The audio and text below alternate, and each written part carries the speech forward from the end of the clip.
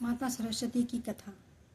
पूर्व काल में भगवान नारायण की 3 पत्नियां थीं, लक्ष्मी, गंगा और सरस्वती। तीनों ही बड़े प्रेम से रहती थीं, अनन्य भाव से भगवान का पूजन किया करती थी। एक दिन भगवान की इच्छा से ऐसी घटना हो गई जिससे लक्ष्मी, गंगा और सरस्वती को भगवान के चरणों से कुछ काल के लिए दूर हट जाना पड़ा। भगवान जब अंतपुर में पधारे, उस समय तीनों देवियां एक ही स्थान पर बैठी हुई परस्पर प्रेमालाप कर रही थी। भगवान को आया देखकर तीनों उनके स्वागत के लिए खड़ी हो गई।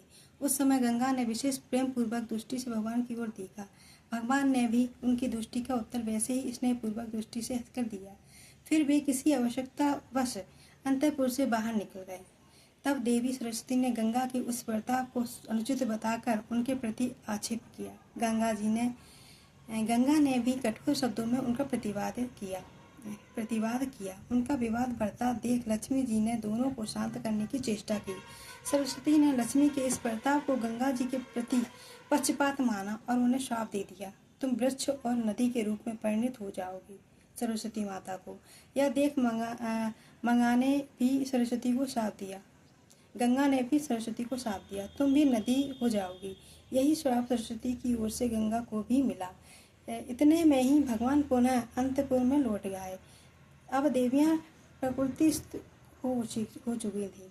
उन्हें अपनी भूल मालूम हुई तथा भगवान के चरणों में विलग होने के भय से दुखी होकर रोने लगी।